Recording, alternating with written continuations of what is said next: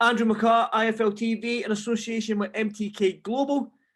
I've got to say I'm delighted to be joined by Maxi Hughes. Maxi, I mean, you've got a big, huge fight in 4 weeks' time for the British title, but you're still at work. You're still grafting, mate. I mean, you're some man. That's it, and it makes it all that sweeter in 4 weeks when I lift that British title. Definitely, mate. And not be as heavy as he's paying 15 a day. Say that again, sorry, you just broke up a little bit. I said, and not be as heavy as these paintings that I'm shifting about today. There you go, mate. There you see, that keeps you fit, though. It keeps you fit. This is a little bit of training going on here. Yeah. Talk to me about the fight then against Highland Jr. I mean, Liam Walsh obviously is still unwell with everything that's going on with him just now. It's unfortunate, but another opportunity for you against Highland Jr. A good fight for the British title. Just talk to him about Highland and talk to him about this fight. Yeah, I've seen Paul around quite a bit. I think when was it now?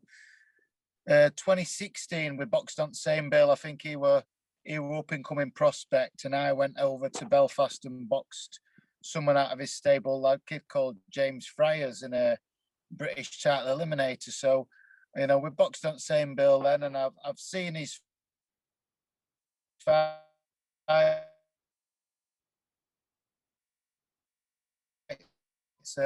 I'm quite friendly with his management. But yeah, it's a good fight. He was supposed to fight Liam Walsh. It was a fight I was looking forward to watching, actually, you know, seeing outcome and etc. But then getting the phone call last week, I was over at Moon, and then I've had a quick more look at Paul, just to see his last couple of performances. And I was actually watching the two fight, you know, the fights he had with Lewis Ritson and Francesco Patera. I just were watching them anyway, you know, just watching Sky, etc. So I saw them, and yeah, he's a decent kid. But I think my current form and my current momentum, confidence, I just think there's no way he'll beat what I'm going to bring on fight night. But yeah, it's a good fight and a great opportunity, and I'm buzzing to be able to fight for that Lonsdale belt again. And it's my third time fighting on it. Over years, I've had to show a lot of resilience in, you know, coming back after losses, rebuilding myself, getting myself back in position. And now I'm here and again, and this is a great chance and opportunity to get my hands on that Lonsdale belt. And I can't wait for it. I mean, you spoke about your current form and the confidence that you must be on. I mean, 2 fights last year in lockdown, you fought John O'Carroll. Nobody gave you a chance. You done it. Yeah. You beat him. Then you went out to Dubai to beat an undefeated fighter and a Kazakh fighter in Korochikov, and you beat him as well, even not getting a knockdown. So right now you must be buzzing. The confidence is probably something that you need going into this British title fight against Highland Jr. And you must have it in abundance right now. Maybe it's you know, maybe I'm a late bloomer in getting the Mr. Strength. So I feel better in myself than I ever have. You know, maybe it's the experience, maturity, everything. So physically, mentally, I'm in the best shape that I've been in. Yeah, and I gained that advantage over Paul in that I think he did have a little run out in October in Poland, but it wasn't a competitive fight, whereas his last competitive fight were, I think, maybe a year and a half ago against Patera when he got stopped in 6. So him coming into this off of a long layout, and then the fight that he had didn't go very well for him, that might play on his mind. Whereas for me, I'm coming in it with some great momentum, confidence, coming off of two great wins. I don't know how bookies will see it. You know, the 2 fights I had last year, I was the what's the word? The underdog. Underdog, yeah. Well, if I'm, I mean, the bookies only seem to look at the losses, so they might see that I've had 5 losses. Paul's only had 2, so they might say, oh well, he's only lost twice, so he's going to be the favourite. I think if I even fought Stevie Wonder, I'd probably still be the underdog just because he'd be a bigger name. But Maxie, but see, the thing is, do you not thrive on being the underdog? Do you not want to be the underdog in this fight? Because it seems like every time you're the underdog, you put on the performance of your lives. I don't think, apart from when you're fighting journeyman, have you ever been a favourite when you fought these big names? Have you ever? I don't think you have you? I don't think I ever have. No, I don't think I ever have. But it don't bother me. I don't sort of look at. I don't look at odds, or I don't look at. I don't, when people say, "Oh yeah, you've got good odds against you," you know, you might not get this win or whatever. But it doesn't bother me. I've still got like the strong, focused mindset and just making sure that my preparation's done properly. My mindset is confident going in. Like I went into the John O'Carroll fight and the Victor Kotochigov fight, both confident, knowing I was going to win, and I got the result. And I'll treat this fight with Paul the same, whether I'm the favourite or whether I'm the underdog. It won't bother me what the people are saying. So I'll just remain focused and just make sure I get the job done. I mean, becoming British lightweight champion, what does that mean to you? Because right now the lightweight division is stacked, man. You just had Gavin Gwynn win the Commonwealth title there, so that's a good fight for you in the future to get the Commonwealth strap, to get the 2 belts. I mean, right now the lightweight division, even at world level, is on fire with the guys at the top of the division there. I mean, it's a division that's exciting. It's a division that's booming. It's probably the best division in the world right now. How excited are you to be in this division then? Yeah, the division domestically and globally is on fire. There's a lot of good fights happening. That were a top fight last week with Gavin Gwynn and Sean McComb.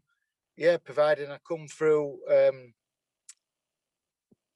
high low, which I'm confident I am.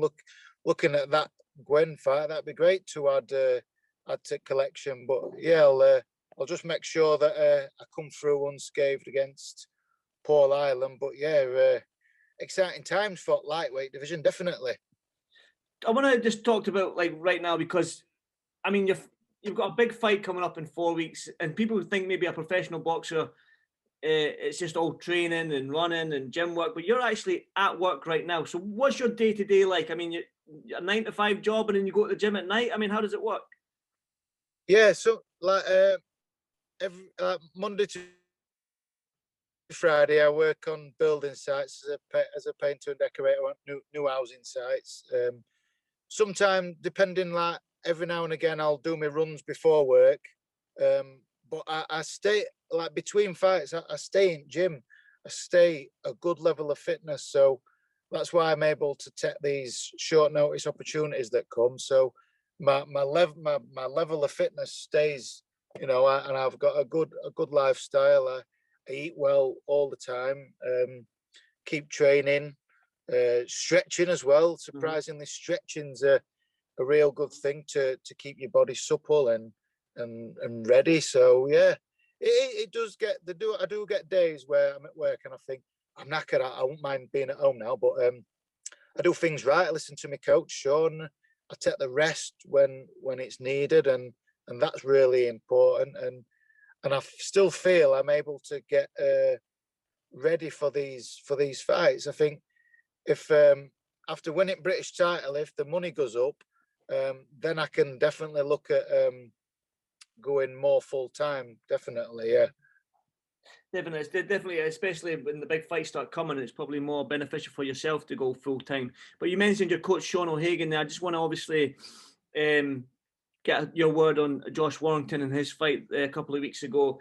Your thoughts on that fight and Josh? Yeah, it were I were down there myself, and to watch Josh and Reese both lose the way that they did, it were hard to watch, and I really didn't like it. I could have packed in them me once seeing both lads get hurt like that. It wasn't nice to watch at all. But you know, they were down a couple of days.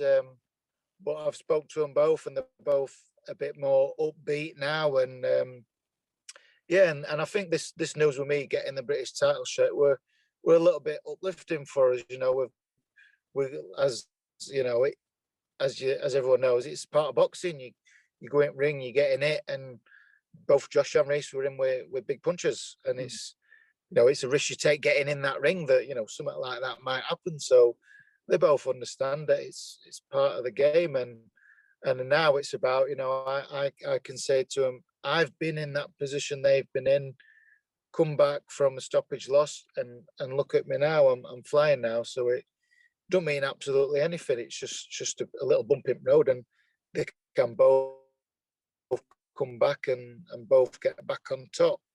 No danger. Definitely, definitely, and I hope they do, because they're nice lads.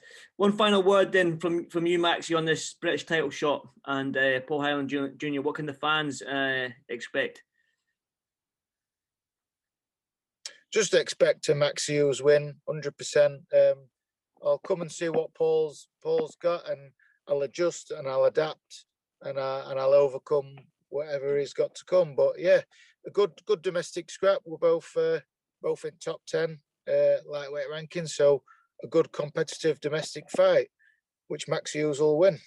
There we go. There you go. You've heard it here, Maxi. I know you're skiving right now. You're hiding in the van to do this interview, so get back to work. Yeah, cheers, Andy. Thanks for your time. Anytime, Maxi. I'll see you March 19th, mate. I'll see you there. God, sound, mate, sound. I'll see you then, pal. Have a good one. You too, Maxi. Cheers, buddy.